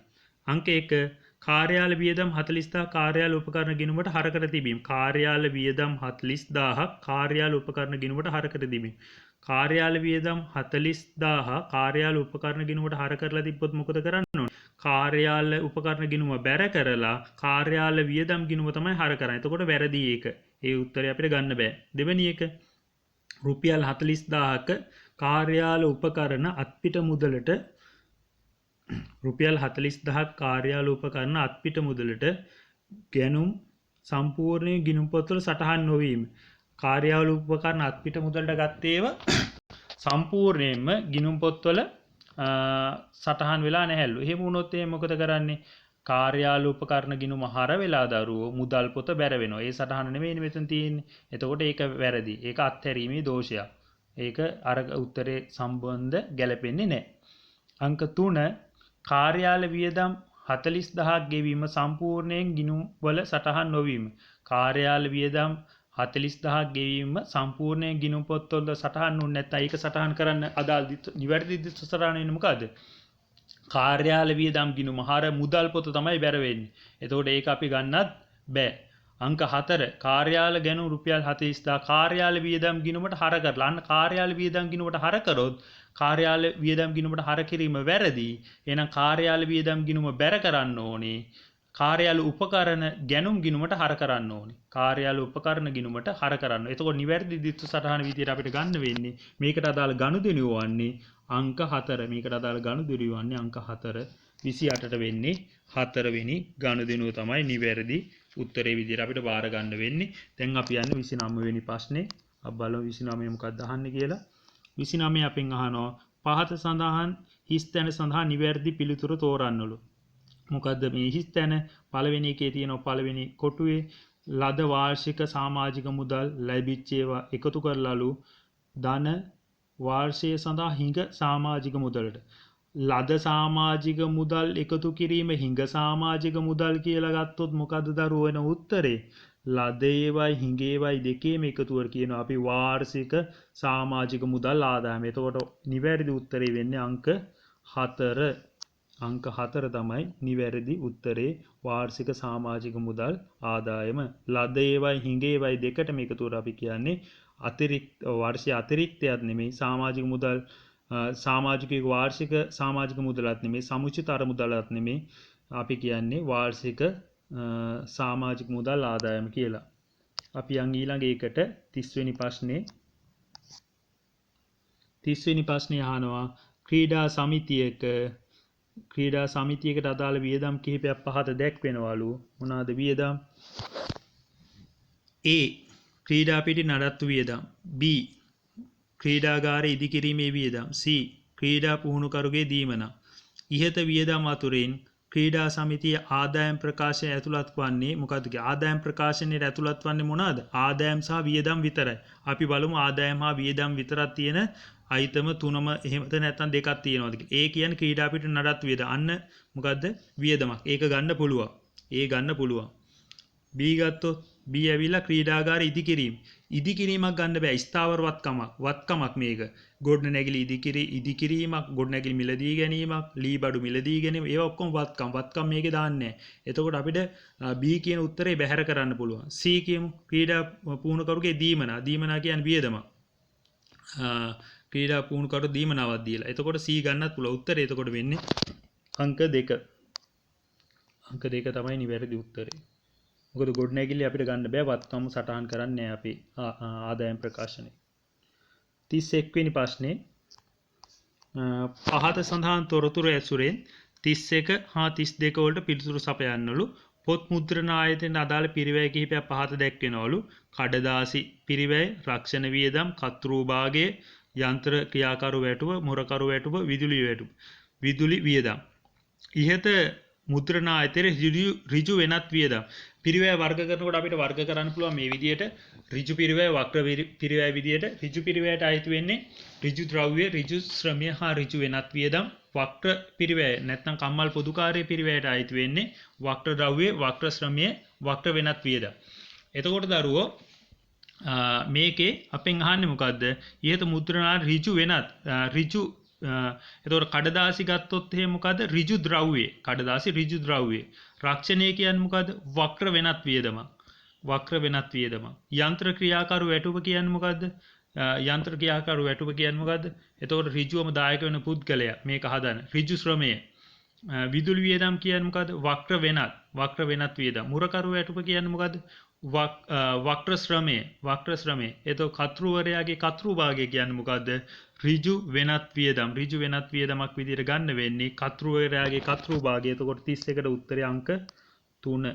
අංක 3 තමයි 31ට උත්තරේ. 32 බලමු අපි. 32 ඇවිල්ලා ඉහත මුද්‍රණ ආයතනයේ නිෂ්පාදන පොදු කාර්ය පිරිවැය ගණනය කිරීමට අදාළ අයිතම පමණක් ඉහත මුද්‍රණ ආයතනයේ නිෂ්පාදන පොදු කාර්ය පිරිවැය ගණනය කිරීමට අදාළ අයිතම පමණක් ඇතුළත් පිළිතුර තෝරන්නලු. නිෂ්පාදන පොදු කාර්ය අන්න ඒක තමයි වැදගත්. නිෂ්පාදන පොදු කාර්ය. නිෂ්පාදන පොදු කාර්ය පිරිවැයට ඇතුළත් වෙන මොකද්ද? වක්‍ර ද්‍රව්‍ය, වක්‍ර ශ්‍රමය සහ වක්‍ර වෙනත් වියදම්. එතකොට ඉහත අපිට දීලා තියෙන නිදසුනේ වක්‍ර ද්‍රව්‍ය, වක්‍ර ශ්‍රමය සහ වක්‍ර වෙනත් වියදම් මොනවා තියෙන්නේ? එකක් තමයි මෙතන අපි ගන්න වෙන්නේ මුරකරු වැටුප. මුරකරු වැටුප ගන්න පුළුවන්. වක්‍ර ඊට පස්සේ රක්ෂණ වියදම් ගන්න පුළුවන්. රක්ෂණය ඊට පස්සේ විදුලිය. ඒ ටික විතරයි ගන්න වෙන්නේ. කඩදාසි කියන්නේ ඍජු පිරිවැය, කතෘ භාගයක දැන් හොයාගත්ත ඍජු වෙනත් වියදම, යන්ත්‍ර ක්‍රියාකාරු කියන්නේ ඍජු ශ්‍රමය. එතකොට වක්‍ර වියදම් ටික අපිට එන්නේ මොනවාද? නැත්තම් නිෂ්පාදන පොදු කාර්ය පිරිවැයට අයිති වෙන්නේ මොකද්ද? මුරකරු වැටුපයි, රක්ෂණ වියදමයි, විදුලි වියදමයි. එතකොට උත්තරේ වෙන්නේ අංක 1. අංක 1 තමයි නිවැරදි උත්තරේ.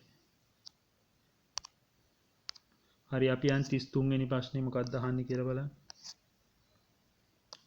33 වෙනි ප්‍රශ්නේ අපෙන් අහනවා සඳමාලි ව්‍යාපාරයේ 2015 1 දින රුපියල් 5000ක ගොඩනැගිල්ලක් කුලියට ගන්නා ලදී 2015 දිනෙන් අවසන් වර්ෂයේ සඳහා රුපියල් 50000ක් ගොඩනැගිලි කුලී ගෙවා තිබුණි. මෙම ව්‍යාපාරයේ 12/31 දිනට. එතකොට දරුවෝ රුපියල් 5000යි මාසික කුලිය වර්ෂයකට මාස 12යි. එතකොට 5000 ගානේ 12ක් බැලුවොත් එනවා රුපියල් කීයද? 60000ක මුදලක් එන්න ඕනේ. එතකොට 60000කින් මෙයා කීයද ගෙවලා තියෙන්නේ? 50000ක් ගෙවලා තියෙනවා අවුරුද්ද තුල.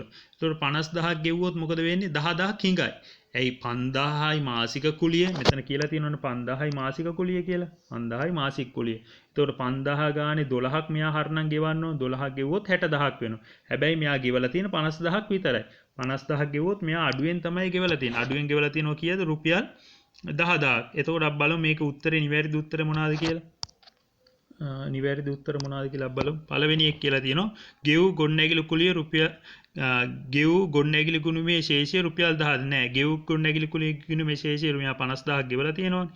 දෙවෙනි එක මූල්‍ය තත්ත්ව ප්‍රකාශනයේ දැක්වෙන උපචිත ගොඩනැගිලි කුලිය රුපියල් 10000යිලු. උපචිත ගොඩනැගිලි කුලිය රුපියල් 10000ක් වෙනවා. මොකද මෙයා හිඟයිනේ රුපියල් 10000ක් ගෙවන්න ඕනේ. එතකොට අංක 2 උත්තරේ විදියට බාර ගන්න පුළුවන්. මූල්‍ය තත්ත්ව ප්‍රකාශනයෙන් දැක්වෙන උපචිත ගොඩනැගිලි කුලිය 60000ක් නෙමෙයි. මොකද 50000ක් මෙයා මේ වෙනකොට ගෙවලා 10000ක් විතරයි ගෙවන්න ඕනේ. ගොඩනැගිලි කුලිය කියන මේ ශේෂය 5000යිලු. ඒකත් වැරදි. ගොඩනැගිලි කියන මේ ශේෂය අපිට තියෙනවා 50000ක්. එතකොට නිවැරදි උත්තරේ අංක 2. අංක 2 තමයි නිවැරදි උත්තරේ. එක නෙමේ 2 එකට වැදුනේ දෙවෙනි එක එන්න ඕනේ. දෙවෙනි එක මූල්‍ය තත්ත්ව ප්‍රකාශනයේ දැක්වෙන්න ඕන කුලිය රුපියල් 10000යි. අංක 2ට තමයි හරි උත්තරේ. අංක 2 තමයි හරි උත්තරේ. හරි අපි ඊළඟ කොටසට යන්. අංක 2 නිවැරදි උත්තරේ එන්න ඕනේ මේකට.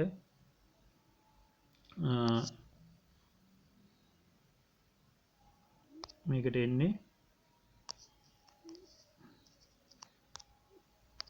අංක 2.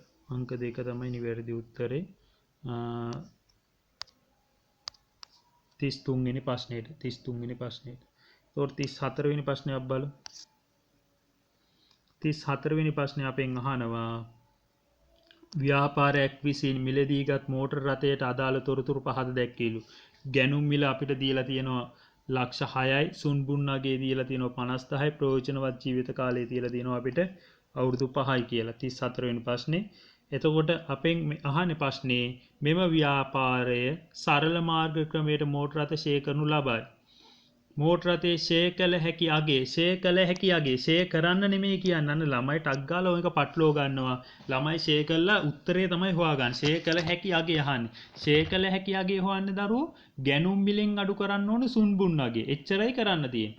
ගැනුම් මිල ඇවිල්ලා අපිට දීලා තියෙනවා ලක්ෂ 6යි කියලා. සුන්බුන් අගේ තියෙනවා 50000යි. ෂේ කරන්න පුළුවන් ඒ ගානට. එතකොට ලක්ෂ 6න් 50000 අඩු කරොත් 5,50,000යි. ඒක හදිසියවක්වත් පහෙන් බෙදුවොත් 1,10,000ක් එනවා. 1,10,000ක උත්තරයකුත් තියෙනවා. ෂේ හොයපු උත්තරයක් තියෙනවා. ඒක හෙව්වොත් වැරදි. ඒක හොඳට මතක තියාගන්න. පළවෙනි උත්තරේ 1,10,000යි. ළමයි ටක් ගාලා ගිහලා ෂේ හොයලා උත්තරේ දාන්න. මොකද ලක්ෂ 6 අඩු කරනවා ලක්ෂ 5ක්. ඒක බෙදෙනවා 5න්. ඒක බෙදුවට පස්සේ එනවා 1,10,000ක්. ඒකට ඉර ගහනවා. ඒකට ඉර ගැහුවොත් වැරදි. අපෙන් අහන්නේ ෂේ කර මේ ෂේ වටිනාකම නෙමෙයි අහපෙට ෂේ කළ හැකියාගේ ෂේ කළ හැකියාගේ හොයන්නේ ගැනුම් මිල ලක්ෂ 6න් අඩු කරනවා ලක්ෂ 50,000ක මුදල. එතකොට එනවා 5,50,000ක්. උත්තරේ ඇවිල්ලා 2 ෂේ කරපු ෂේ වටිනාකම හැවුවොත් 1,10,000 හරි. එතකොට මේකට උත්තරේ එන්නේ අංක 2 තමයි නිවැරදි පිළිතුර. හරි. දැන් අපි හදන්න යන්නේ මූල්‍ය ප්‍රකාශ සම්බන්ධ ගැටලුව. මේක අනිවාර්යෙන් ලකුණු 5ක් අපිට හම්බ වෙනවා. 35 ඉඳන් අපිට තියෙනවා. 35 ඉඳන් අපිට ප්‍රශ්න ටික එන්නේ. රයිට් අපි බලමු මේක මොකක්ද අහන්න තියෙන්නේ කියලා. පහත සඳහන් තොරතුරු උපයෝගී කරගෙන 35 සිට 40 දක්වා ප්‍රශ්න වලට පිළිතුරු සපයන්නලු. සදහම්ගේ ව්‍යාපාරය 2015යි 12:31 දිනට ගිනුම් පොත්වලින් උකුටාගත් ශේෂ කිහිපයක් පහත දැක්කේ. තොගේ තියෙනවා 30000යි, විකුණුම් තියෙනවා ලක්ෂ 2යි, ගැනුම් තියෙනවා 1,40,000යි, ගෙනීමේ කුලී තියෙනවා ලක්ෂ 8යි, ගොඩනැගිලි පිරිවැයට තියෙනවා ලක්ෂ 4යි, 2015 1 දිනට ගොඩනැගිලි ශේ තියෙනවා ලක්ෂයක්, ණය ගැති වෙනවා 25000, බැංකු අයිරාව තියෙනවා 18000, බැංක් ණය හිමියෝ ඉන්නවා 30000ක්, විතුලිය තියෙනවා 9000ක්, ප්‍රචාරණ වියදම් තියෙනවා 6000ක්, මුදල් ශේෂය තියෙනවා 12000ක්, දුන්වට්ටම් තියෙනවා 1500ක්. අතිරේක තොරතුරු තියෙනවා. අතිරේක තොරතුරු ගොඩනැගිලි වර්ෂයකට 5% වකින් සරල මාර්ග ක්‍රමයට ෂේ කළ යුතුය. 2015 12:31 දිනට ඉතිරි තොගේ රුපියල් 40000යිලු. අපෙන් පළවෙනි ප්‍රශ්නේ අහන්නේ දරුවෝ. පළවෙනි ප්‍රශ්නේ මොකක්ද අහන්නේ? මෙම ව්‍යාපාරයේ 2015යි 12:31 දිනෙන් අවසන් වර්ෂයේ සඳහා විකුණුම් පිරිවැය වන්නේ. විකුණුම් පිරිවැය හොයන්නේ කොහොමද අපි? විකුණුම් පිරිවැය හොයන්නේ ආරම්භක තොගය, ඒකට එකතු කරනවා ගැනුම්, ගෙනීමේ කුලි, පැටවුම් කුලි, ඒකෙන් අඩු කරනවා අවසන් තොගය. දැන් මේකේ බලමු මේ තොරතුරු තියනවාද කියලා. ආරම්භක තොගය තියෙනවා. ආරම්භක තොගය 30000යි. ඊට පස්සේ ගැනුම් තියෙනවා 1,40,000යි.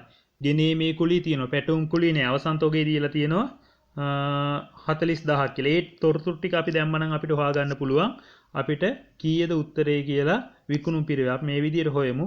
එතන මම පැහැදිලි කරලා තියෙනවා ආරම්භක තොගේ 30000ක් තියෙනවා. ඒකට 40000ක් එකතු කරන්න ඕනේ. ගෙනීමේ කුලිය 8000යි. ඒ ටික එකතු කරොත් දරුවෝ එනවා 1,70,000. ඒක පොඩ්ඩක් පල්ලෙහාට වෙන්න වැටලා තියෙන මෙන්න මෙතනින් 1,78,000ක් එනවා. 1,78,000න් අඩු කරන්න ඕනේ අවසන් තොගේ 40,000. එහෙම අඩු කරොත් එනවා 1,38,000. එතකොට නිවැරදි උත්තරේ එන්නේ 1,38,000ක උත්තරේ අංක 2 තමයි නිවැරදි උත්තරේ. ආයි පාර මම පැහැදිලි කරන්නම්. ආරම්භක තොගේ 30000ක් තියෙනවා. මේ තියෙන ආරම්භක තොගේ 30000. ඊට පස්සේ ඒකට ගැනුම් 1,40,000ක් එකතු කරන්න ඕනේ. ගෙනීමේ කුලි 8000ක් එකතු කරන්න. ඒ ටිකේ එකතුව තමයි විකුණුම් පිරිවැය විදියට 1,78,000ක් ඇවිල්ලා තියෙන්නේ. ඒකෙන් අවසන් තොගේ අඩු කරොත් 40,000 එනවා. 1,38,000ක්. 1,38,000 තමයි විකුණුම් පිරිවැය. 1,78,000ට කියන්නේ විකිණීමට ඉදිරිපත් කරවල භාණ්ඩවල පිරිවැය. ඒ කියන්නේ ආරම්භක තොගේ ගැනුම් එකතු කිරීම, ගෙනීමේ කුලි. ඒ ටික එකතු. ඒකෙන් අඩු කරන්න ඕන අවසන් තොගේ අඩු කරාට පස්සේ එනවා විකුණුම් පිරිවැය 1,38,000ක්. එතකොට හරි උත්තරේ අංක 2. අංක 2 තමයි හරි උත්තරේ. අපි යන් ඊළඟ ප්‍රශ්නෙට. 36 වෙනි ප්‍රශ්නේ අපෙන් අහනවා මේ ව්‍යාපාරයේ 2015යි 12:31 අවසන් වර්ෂය සඳහා දල ලාභේ හොයන්න නම් දරුවෝ විකුණුම් මෙතන තියෙනවනේ අපිට දීලා. මෙතන අපිට විකුණුම් දීලා තියෙනවා ලක්ෂ 2ක්. ලක්ෂ 2ක විකුණුමක් දීලා තියෙනවා. එතකොට ඒකෙන් අපි අඩු කරන්න ඕනේ මොකද්ද? විකුණුම් පිරිවැය එහා පැත්තේ හොයාගත්තා අපි. මෙතන අපි හොයාගත්තා 1,38,000යි කියලා. 1,38,000 කියලා අපි විකුණුම් පිළිවෙල හොයාගත්තානේ. මෙතන ඉරකුත් ගෙහුවන් දෙවෙනි එක. එතකොට 1,38,000ක් අඩු කරොත් අපි විකුණුම් වලින් 1,38,000ක් අඩු කරොත් අපිට උත්තරයක් එනවා කීයද? 62,000ක්. එතකොට 36 වෙනි එකට උත්තරේ 62,000 අංක 3. අංක 3 තමයි උත්තරේ. අංක 3. 62,000. විකුණුම් වලින් අඩු කරන්න ඕනේ විකුණුම් පිළිවෙල. ඊට පස්සේ අපෙන් ඊළඟ ප්‍රශ්නය අහනවා 37 වෙනි ප්‍රශ්නේ මොකක්ද අහන්නේ මෙම ව්‍යාපාරයේ දැකිය හැකි බෙදාහැරීමේ වියදමක් හා පරිපාලන වියදමක් පිළිවෙලින් හැම වෙලාවෙම පිළිවෙලින් අහන එක හොඳට මතක තියාගන්න. බෙදාහැරීමේ වියදමක් හා පරිපාලන වියදම. බෙදාහැරීමේ වියදමක් ගන්න පුළුවන් මොකද්ද? ප්‍රචාරණය. පරිපාලන වියදමක් මොකද්ද ගන්න පුළුවන් අපිට? පරිපාලන වියදමක් විදිහට අපිට ගන්න පුළුවන්. පරිපාලන වියදමක් තියෙනවා අපේ විකුණුම් තොගය ගෙනීමේ කුලිය ඒව නෙමේ වැරදි විදුලිය. එතකොට පරිපාලන වියදමක් ඇවිල්ලා විදුලිය. එතකොට අපිට වියදම් දෙකයි. මොකද්ද? පිළිවෙලින් තියෙනවා විදුලියයි ප්‍රචාරණය. ඉස්සෙල්ලාම අපිට අහන්න මොකද්ද? බෙදාහැරීමේ වියදම. බෙදාහැරීම වියදමක් ඇවිල්ලා විදුලිය. බෙදාහැරීමේ වියදමක් ඇවිල්ලා ප්‍රචාරණය. පරිපාලන වියදමක් ඇවිල්ලා විදුලිය. පිළිවෙලින් තිබ්බොත් එම උත්තරය ඇවිල්ලා 37ට අංක කීයද පිළිවෙලින් තියෙන? අංක 3. අංක 3 වෙනි එක තමයි හරි උත්තරේ පිළිවෙලින් තියෙන අංක 3ට ප්‍රචාරණය සහ විදුලිය කියන එක. ඊළඟ ප්‍රශ්නෙට යමු.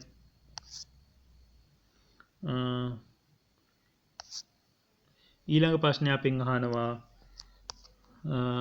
මෙම ව්‍යාපාරයේ 2015යි 12යි 31කට ගොඩනැගිලි සුද්ධ වටිනාකම අහන්නේ. ඉස්සෙල්ලාම අපි ගොඩනැගිලි ෂෙයා කරගෙන ඉන්න ඕනේ. ගොඩනැගිලි 105ක් ෂෙයා කරන්න ඕනේ. ලක්ෂ 4ක් තියෙනවා ගොඩනැගිල්ල. මෙතන තියෙනවා ලක්ෂ 4ක් ගොඩනැගිල්ල තියෙනවා කියලා. මේ තියෙන ගොඩනැගිල්ල ලක්ෂ 4ක් තියෙනවා කියලා. එතකොට ඒකට 105ක් ෂෙයා කරන්න කියලා ගැළපිළිවෙල අපිට කියලා තිබ්බා. ගැළපිළිවෙල තිබ්බේ 105ක් ෂෙයා කරන්න කියලා. එතකොට මේ තියෙන ගැළපිළිවෙල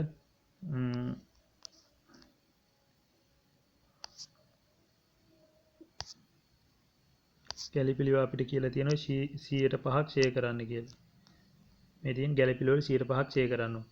එතකොට ගැළපිළිවෙල 105ක් ෂෙයා කරන්න කියලා තිබ්බොත් අපිට අපි ෂෙයා කරන්න ඕනේ මේ ගැළපිළිවෙලට අනුව ලක්ෂ 4ට 105ක් ෂෙයා කරොත් දරුවෝ 20000ක් එනවා. 20000ක් එනවා. ඒ 20000ට අපි නැවත එකතු කරගන්න අවශ්‍ය වෙනවා ගොඩනැගිලි ෂෙයා වෙන් කිරීම. මෙන්න මෙතන තියෙනවා තව රුපියල් ලක්ෂයක් ගොඩනැගිලි ෂෙයා වෙන් කිරීම. ඒක එකතු කරන්න ඇයි දන්නවද? සමුච්චිත ෂෙයා ප්‍රමාණය හොයන්න. මේ වර්ෂයේ ෂෙයා ප්‍රමාණය හොයන්න අපි ලක්ෂ 400ට 5ක් බැලුවොත් එහෙම 20000ක් එනවා. ෂෙයා වෙන් කිරීම ලක්ෂයක් තියෙනවා. ඒ දෙකේම එකතුවට අපි කියනවා සමුචිත ෂෙයා 1,20,000යි. වර්ෂයේ ෂෙයා 20000යි ෂෙයා වෙන් කිරීම ලක්ෂයයි. එතකොට ඒ දෙකේම හේතුව 1,20,000යි. 1,20,000 අඩු කරන්න ඕනේ දරුවෝ ලක්ෂ 4. අපි ඔයගොල්ලෝ දන්නවනේ මූල්‍ය තත්ත්ව ප්‍රකාශනය හදනකොට ඔයගොල්ලෝ කරනවා ගණන් ඒක. පිරිවැය සමුචිතය ධාරණාගේ මේ සුද්ධාගය කියන්නේ ධාරණාගයට.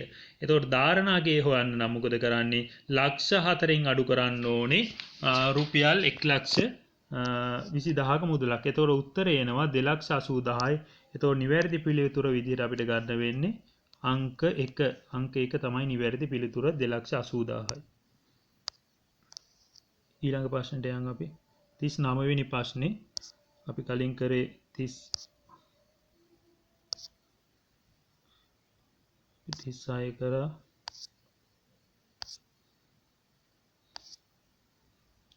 39 වෙනි ප්‍රශ්නේ අපෙන් අහන්න මොකද්ද? 2015යි 12යි 31 දිනට මේ ව්‍යාපාරයේ ජංගම වගකීම් වල වටිනාකම. ජංගම වගකීම් තමයි අපිට හොයන්න තියෙන්නේ. ඒතකොට ජංගම වගකීම් මොනවාද කියලා බලන්න ඕනේ. ජංගම වගකීම් ඔයගොල්ලෝ දන්නවා. තොගය නෙමෙයි, විකුණුම් නෙමෙයි, ගැනුම් නෙමෙයි, ගෙනීමේ කුලිය නෑ, ගොඩනැගිලි නෑ, මෝටර රථ ෂේ නෑ, ණය ගැතිව නෑ, බැංකු අය රවුන්ඩ් එකක් එනවා. බැංකු අයරාව ජංගම වගකීම. ඊට පස්සේ ණය හිමියෝ ජංගම වගකීමක් දෙකම එක ළඟ තියෙන හින්දා ලේසි. විදුලි ගාස්තු නෑ, ප්‍රචාරණය නෑ, මුදල් ශේෂය නෑ, දුන් වට්ටම් නෑ. අපි ඊට පස්සේ බලන්න ඕන ගැළපිළිවෙලත් මොන හරි ගෙවිය යුතු වියදමක් තියනවාද කියලා. ගොඩනැගිලි 105ක් ෂෙයා කරන්නේ නෑ. එතකොට මේ දෙක තමයි එන්නේ. එතකොට මේ දෙකේ උත්තරය අපි ගත්තොත් අපිට පුළුවන් හරි උත්තරේ හොයාගන්න.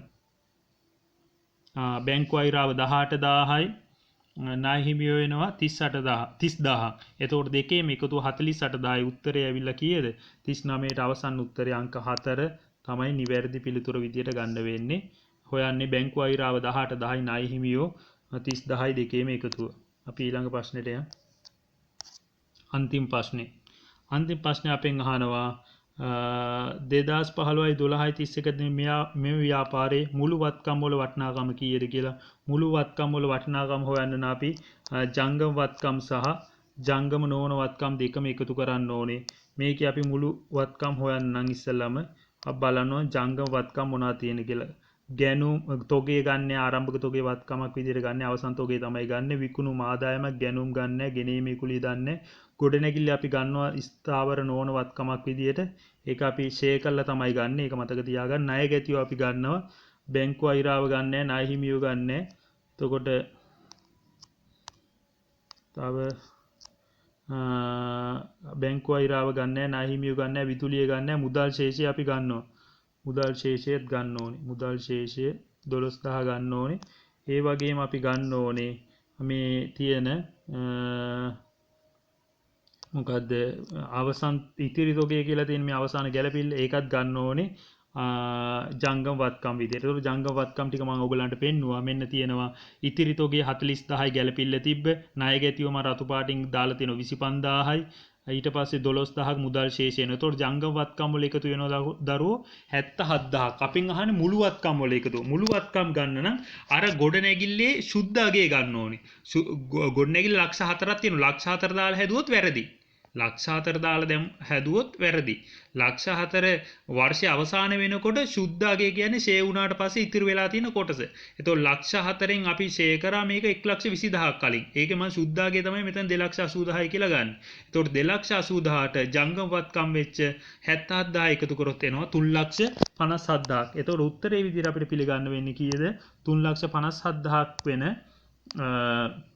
අංක 3 උත්තරේ තමයි හරි උත්තරේ විදිහට ගන්න වෙන්නේ. 4,77,000 කියන එකක් තියෙනවා. ඕගොල්ලෝ හදිසියකත් වැරදිලාට ලක්ෂ 4 දාලා හැදුවොත් ඒකටත් උත්තරයක් දීලා තියෙනවා පිළිතුරු පරීක්ෂකවරයා. නැත්තම් ප්‍රශ්න පත්‍රයේ හදට කට්ටිය. එතකොට ඕගොල්ලෝ හොඳට දැනගන්න ඕනේ සුද්ධාගේ තමයි ගන්නෙ. මේක සුද්ධාගේ තමයි ගන්නෙ. එහෙනම් ඒක පැහැදිලි ඇති ඒ කොටස. එහෙනම් දරුවෝ අද දවසේ සම්බන්ධ වීමට ස්තුතියි සියලු දෙනාට. මේක නැවත නැවත බලලා ඔබ මේ ප්‍රශ්න වලට උත්තර ලියන ආකාරය හොඳින් නිරීක්ෂණය කරොත් ඔබට පුළුවන් වෙනවා ඉහළ සාමාර්ථයක් ගන්න. මොකද සාමාන්‍ය පෙළ විභාගෙදී ඒ සාමාර්ථයක් ගන්න නම් අඩුම ගානේ පළවෙනි කොටස ලකුණු 40න් 35කට වක්වත් ගන්න පුළුවන් නම් හොඳ මට්ටමකට අපිට විභාගයට මුහුණ දෙන්න පුළුවන්. එහෙනම් ඔබට කරන්න තියෙන්නේ මේක නැවත නැවත බලන්න ඕන කොහොමද උත්තර ගන්න කියලා. එක පේපර් එකක් වුණත් මේක උත්තර සකස් කරගන්න ආකාරය ඔබට දැනුම වර්ධනය වෙයි. එහෙනම් අපි උත්සාහ කරනවා ඉදිරියේ 2017 2018 2019 වර්ෂවලට අදාළත් විභාග ප්‍රශ්න සාකච්ඡා කරන්න. ඒ සමග එකතු වෙන්න මතක් කරලා අපේ YouTube channel එක subscribe කරන්න. එතකොට ඉදිරියේ දාන ප්‍රශ්න පත්‍ර ඔබට bell icon එකත් click කරන්න. එතකොට ඔබට ලබා ගැනීමේ හැකියාව පහසුවෙන් තියෙනවා. ස්තුතියි සියලු දෙනාට.